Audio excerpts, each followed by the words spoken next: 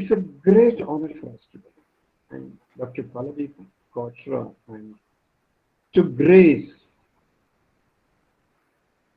and join us in the celebration of 700 uninterrupted Jnana Yagna, the 700 plus hours of the flow of Jnana from my Guru Mandala. I am only Mike. I am just Mike.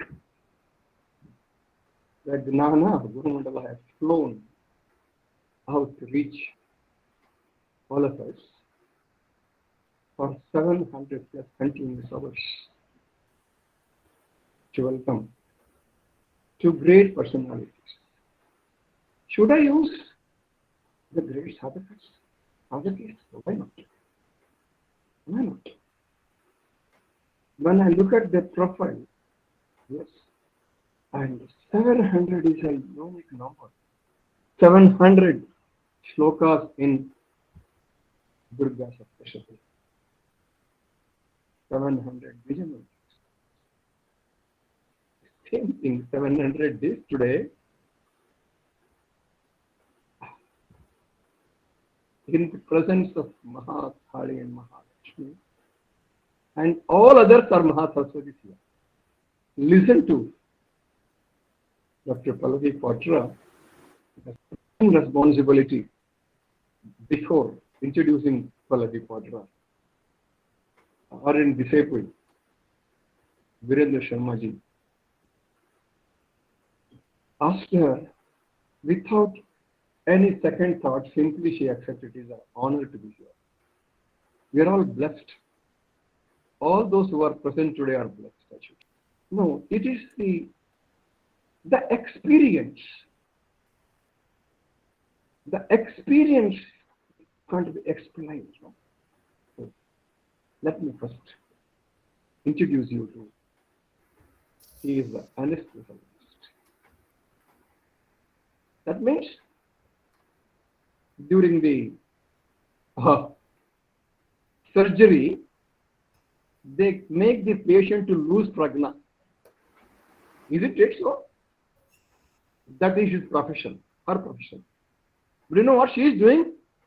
In reality, she is bringing on his prajna. She is awakening our prajna. What a contrast character is. In one sentence, I have explained, described Dr. Pallavi. Hope I am very clear in my understanding of Pallavi. In Kannada, they say, anesthesia is not a correct word. In Kannada, they say, Arivalike Prajna.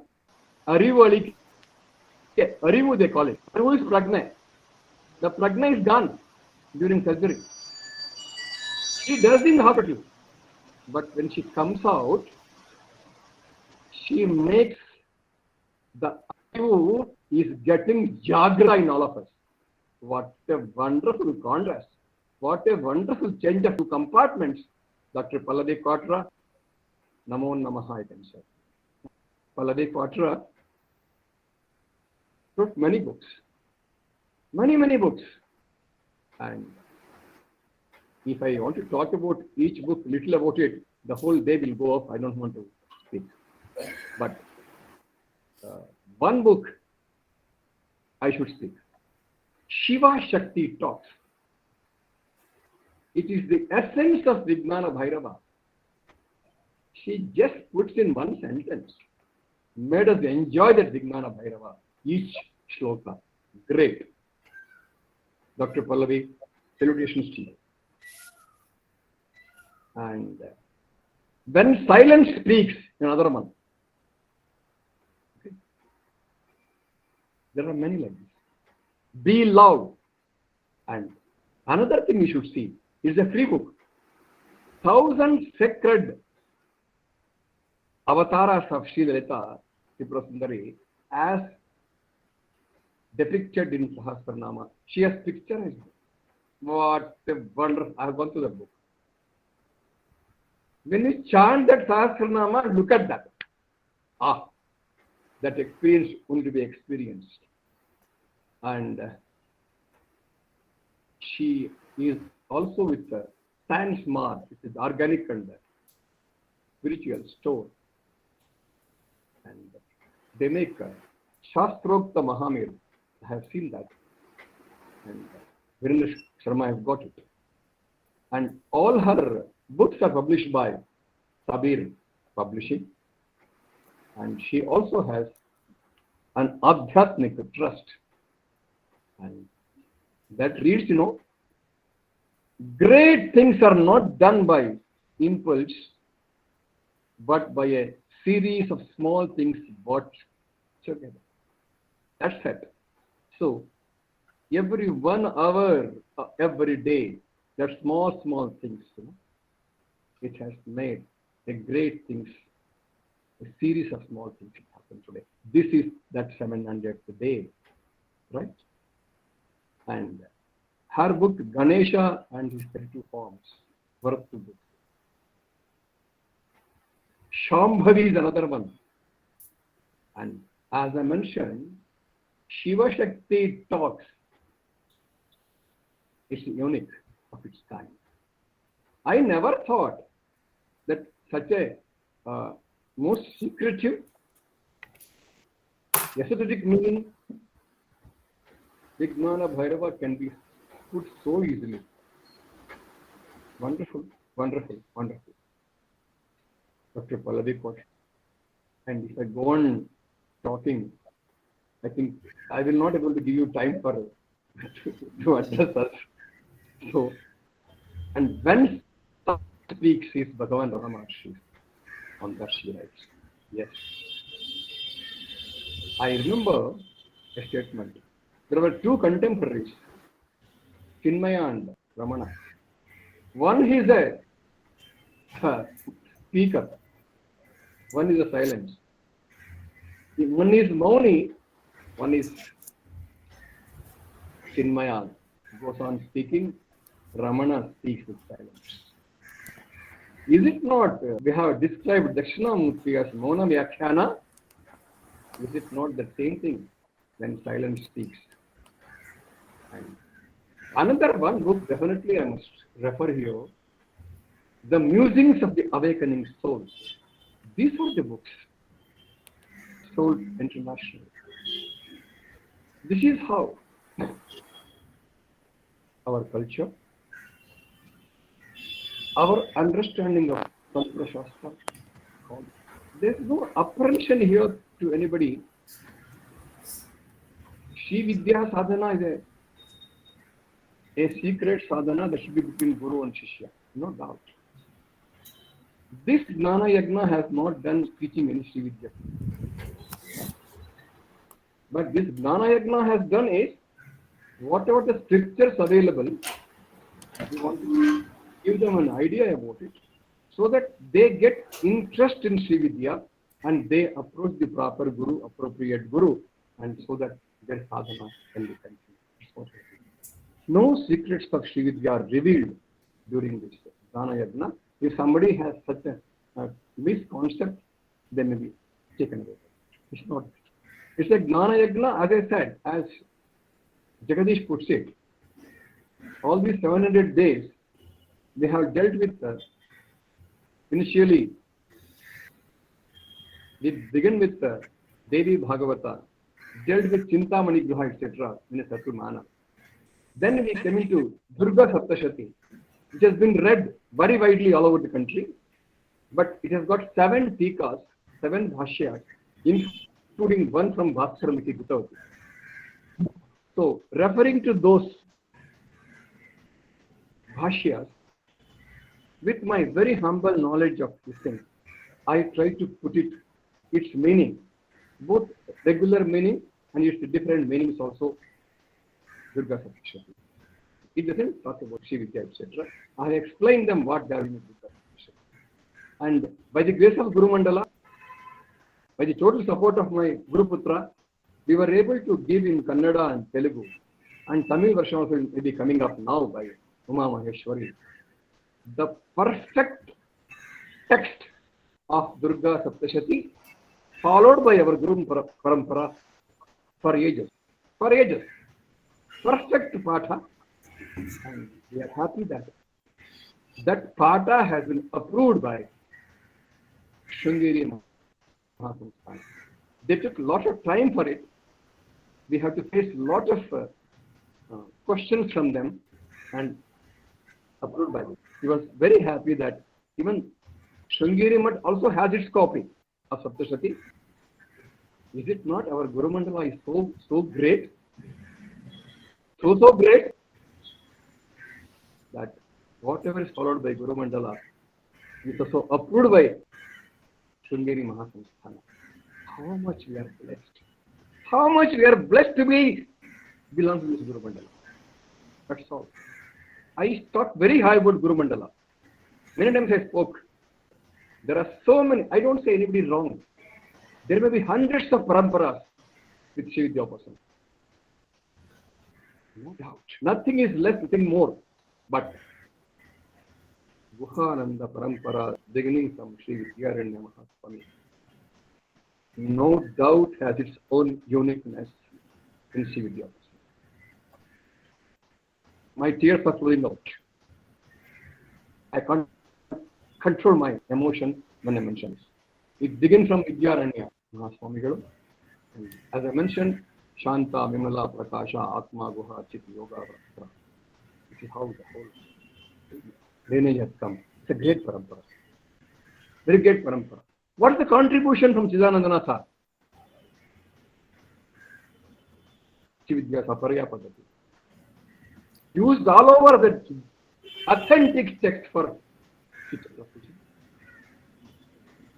Chidanandanatha, my Parameshta Guru, responsible for restoring Sri Chakra Varmavarana Puja in Kamakshi temple, which was stopped for a long time. What a credit our Guru Mandala has. Are we not proud, blessed of being in this Guru? Sorry, I'll stop here. Because if I go on talking my Guru Parampara, I lose myself. I lost ground. So, Dr. Pallavi Kwatra, I welcome you on behalf of all participants here, and also on behalf of my Guru Putra and his Sahashishya and others in the group of Lalita, Parananda. There are two groups in our Paramparas in Chennai. They are operating. Most of them are here on behalf of them also. I welcome you. And the subject you have chosen was wonderful. Tantra and Advaitha. Was it not the mission of Shankara Bhagavad? One side Advaita Samsthapaka, yes, promulgated Advaita Siddhanta. On the other hand, Prapancha Sara and Saundarya Lahari. Saundarya Lahari, nobody can dispute the essence of Tantra Shastra. I think if you can understand Saundarya Lahari, with my humble understanding, I am very, very small for that. The whole Tantra Shastra is very much the essence of Saundarya Lahari and Prapancha Sara. So what a combination today in front of us when she chosen Tantra and Dr. Pallavi Kwatra. Flowing the floods of love from my heart. Love flowing out of my as a flood. I welcome you. Request you on behalf of all. Please. Take your own time. No limitation, please. Today is limitless time we have. Please enlighten us. Speak about Tantra and Advaita. Bindu consciousness in non-duality. What a wonderful subject you have taken. Please, please, please. Welcome. Welcome her with a big applause, please. If you can, please do it. Srimatre Namaha. Good evening to all of you who are in the Indian time zone, and namaskar to all those who are attending this sacred event. It's a great honor to be invited here for this satsang, just because of the kind of love with which I have been invited. I am so grateful for this invitation. and being present with all of you here on this evening that marks the culmination of the uninterrupted 700 days of great discipline and surrender. It's actually amazing that how all of you have managed to complete this without a break, in spite of, I can imagine the different kind of situations that most of you must be going through while the corona epidemic was raging on, the pandemic. And all of you must be going through your own set of personal issues, but still, in spite of that, you've managed to overcome everything and accomplish 700 days. So 700 days is approximately 2 years. So, like, how could you actually do it? It just couldn't be done with a pure sankalpam, because it must have occurred by the anugraham, not by mere sankalpam. With Devi's anugraham, with her grace alone, is it possible to accomplish such a task? So I'm really happy to be here, and I wish to convey my deep gratitude to Swamiji, Atmanandanatha Guruji, and all his disciples who have been here. And I, I might not know all of you by names or in person, but essentially our heart is always connected. So I also wish to say that any of you wish to ever reach out to me, I am always available, and I would love to be knowing you or to get in touch with you and understand and hear what you have to say. Also, I'd like to introduce myself, though I think that the introduction has far beyond exceeded what I would have said for myself. Guruji has in a very detailed way, he has spoken about uh, the works that I have done so far. But I will go back to Uma's chanting of the Guru Stotram, where this hymn is actually the backbone of what I have done so far. That no matter what you do in this world, how far you excel or what you accomplish, everything, the world applauds you and the world criticizes you. Everything is happening at the same time, but essentially that state of brahmananda within you, that bliss within you, is that uninterrupted presence and peace within you, comes to you with the grace of the Guru alone. And like in the, if you have read the meaning of this hymn, so it's very beautiful that this hymn states that what will I do with, what is the use of worldly fame, of my riches, of my family members, of my health? Everything is insignificant until and unless I do not have the grace of my Guru. So all of you here who are in the Guru Satsang and follow Guruji, so essentially a Guru is a torch bearer for you. He is, it's a relationship that cannot be explained in words. You might have very close associations with many people around you, your family members, everything. But the association with your Guru is so intimate that it cannot be explained, and the gratitude can never be repaid back. Whatever offerings you might make, whatever you might do for your Guru, will never be enough for the compassion that he shares for you. So always be grateful for that opportunity to be in this circuit of love and affection with your Guru.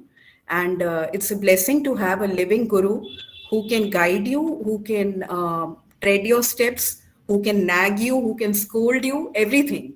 So just follow the steps so that you are led more and more to yourself alone. The true Guru is always somebody who reflects you to yourself. So essentially, Guruji is exemplifying this by his humility to thank all of you before he actually thanked any of us being here. So today I'm very happy to talk about a topic which I just chose.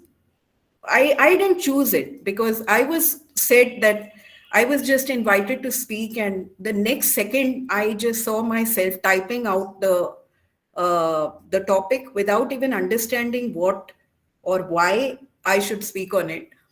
But later, when I reflected, I understood that this topic is really important for all of us because I see a lot of people who are stuck in belonging to a certain cult or a tradition or a path, and it's not it's not about being disciplined on the path, but it's about becoming fanatical about it.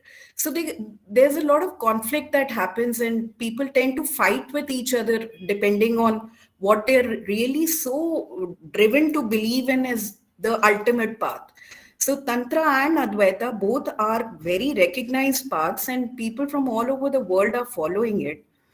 But essentially, I want to bring them together into one because essentially they cannot be different if they are the truth. So today's topic is about Tantra and Advaita, and it's analogous to the Bindu of the Shreeyantra or the Shree Chakra. How the Bindu is actually exemplifying the non-dual consciousness and how we are to arrive at it. So I'll just not taking more time on this. I have written down a few words. It'll be I will speak it out for you. It may take another 5 minutes, so I'll just take that liberty to take that time. Today, I speak from my limited viewpoint and not from the authority of being an expert on any matter. I speak from the heart of a devotee and from the standpoint of my own learnings and perceptions across a limited period of time. So kindly forgive my omissions and allow the judging mind to take a back step to simply just be in this moment and enjoy this hearing. In my own spiritual journey, I have been lucky to walk all the four paths of bhakti, kriya, karma, and jnana yogas and found deep connecting dots amongst them. The cults of paths, practices, gurus, and programming have lost their clutch on this mind now after the single running thread has been witnessed in great detailing and observation. All paths have led me only to myself, and hence I speak from a neutral standpoint of not belonging to any spiritual lineages of Sri Vidya or any other traditions. The paths of Tantra and Advaita have fascinated me, and this inspiration has led me to wander deep into their wisdom. Essentially, Tantra is freedom and beingness of this moment. It is a spontaneity and flow of life and not a set of practices, techniques, etc. Tantra is the breathing, pulsatile spanda of each and every living moment.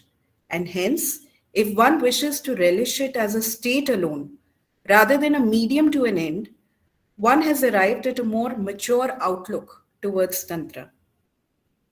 Tantra practices are aesthetically and powerfully designed to awaken one with pleasure as well as aware engagement both at once. Sri Vidya, being one of its tenets, is the path of worship of the Shakti principle, and as we all know, it's a celebration of the atomic substratum of our universe. Advaita is the Jnana Marga based on the use of the mind to grasp its own source by the intriguing question, who am I? And discarding everything else as unreal, which is commonly known as neti neti. This happens to come to one single source point, which is the self. Rather dry and difficult for most of us, Advaita is a razor sharp, steep uphill curve without any deviations. And it is for a mature mind only, as the body mind identity is mostly too strong for all of us to discard as unreal. In my own journey, I found the paths culminating at the lotus feet of my Guru, Sri Bhagwan Ramana Maharishi. Most of us know him for Advaitha and the inquiry method he strongly advocated to all those who visited him and had questions. But to the minds that approached him with surrender and devotion, he displayed the karuna of the mother and took complete responsibility for their lives. We may learn and accumulate many things in our lives, but only with the grace of the Guru, we may find real meaning to what we have learned. We may experience the truth rather than just knowing it. And in that experience, be set free from the strong biases and paradoxes that we may hold against paths or people who are different from us. As we all know, the Bindu of the shreeyantra is the final apex point. What is the characteristic of this Bindu as a dot? A dot has no beginning or end and can only be a single entity. Hence, a Bindu is a manifested consciousness of oneness. In view of the personal spiritual story of a sadhak, the Bindu represents the final point of culmination where all becomes one. This Advaita Bhava is not an intellectual point where the ego is focused to arrive, but is the Hridayam or the womb of all knowing. The point where the mind has sunk into the heart. A place of shunyata where the Triputi Bheda of Drigdrishya Viveka, which is knowing, known, and the act of knowing, all become one. There is nothing to be done here. There's no purpose here. There's no doing here. Only beingness happens in its spontaneity. The sadhak is a Jivan Mukta at this point, where his liberation prevails in spite of his engagements of all types. This Ardhanarishwara state of Shiva Shakti Sambhoga is the Atma Bindu or the self of the Shreeyantra or the Shree Chakra.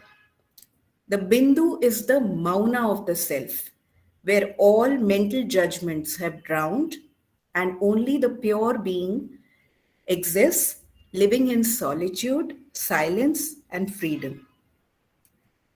In light of the sacred text Lalita Sahasranama, I would like to quote a few names which point towards the Bindu Bhava and how it can be cultivated by us. Manan, Jigyasa, and Sadhana. All three are necessary when one wishes to aim for such a state. The quest to know the self, the sadhanas to develop willpower, and the inner meditation to absorb the understanding. So all three are equally essential when one is to arrive at the final point. After this is done, there comes a point where there is no amount of effort or intention that can make liberation possible. And it is only at divine timing and in abundance that the fruit will ripen.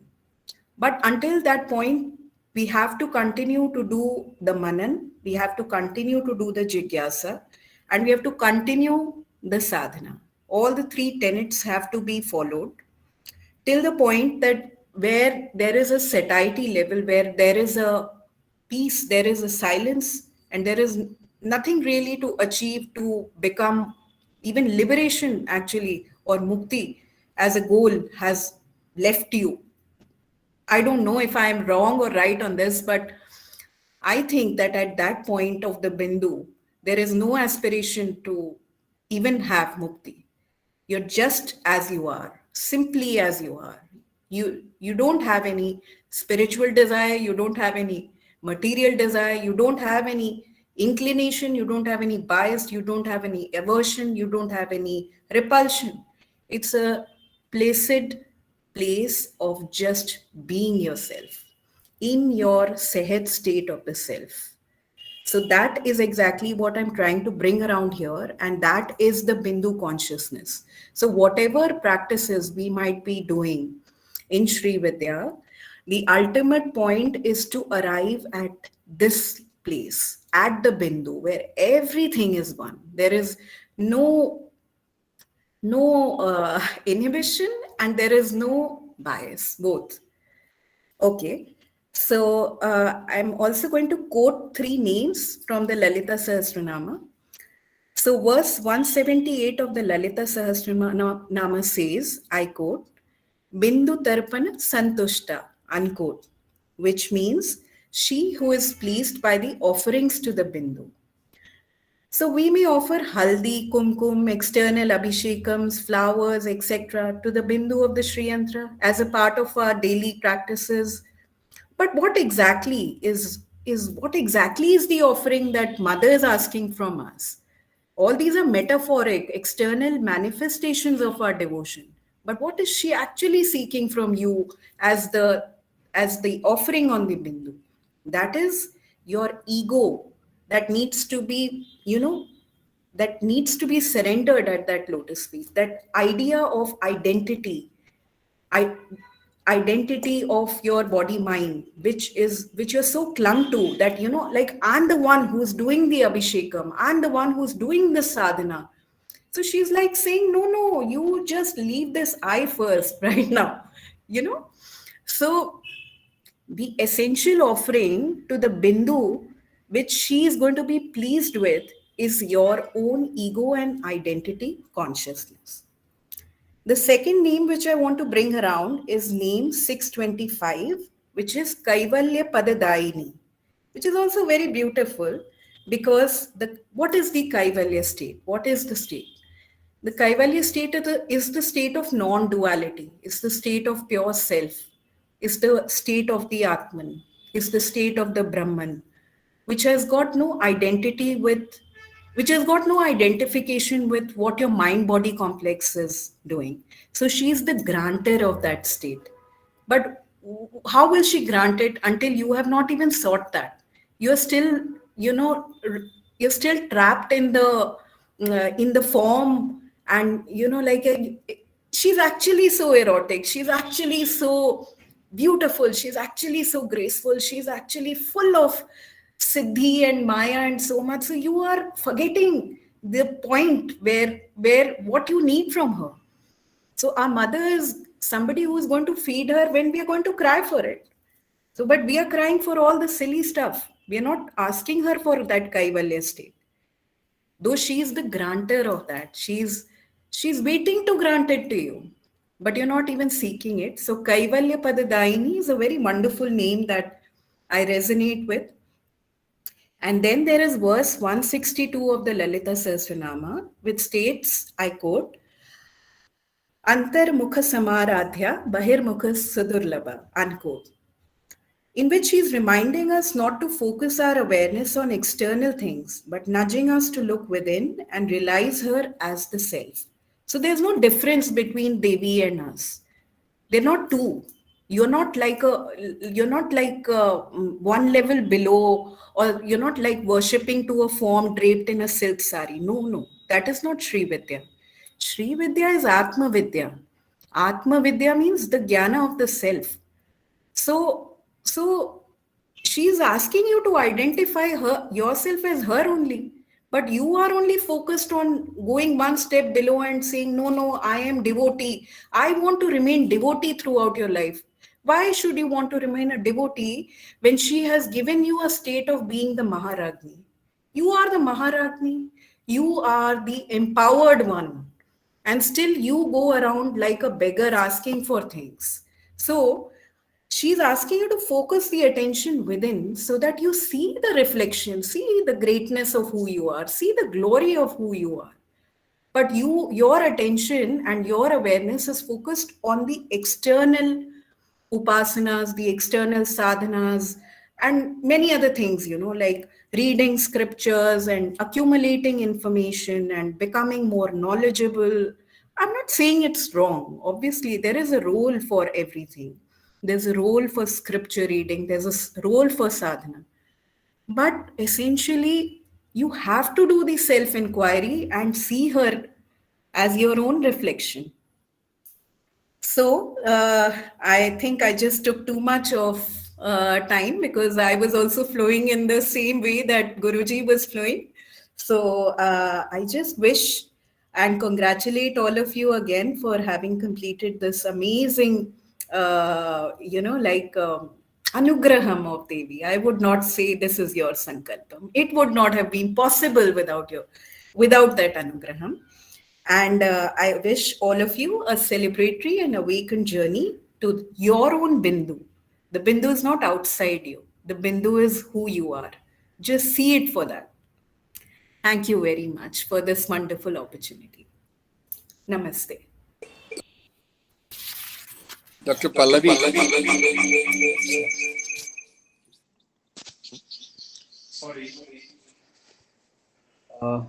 Dr. Pallavi,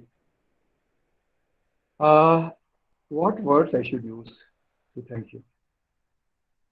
I lost words because you spoke my mind. Nothing less, nothing more. Nothing less. I mean it. I mean it. You spoke exactly my mind. Do you know my mind reading also? I doubt very much.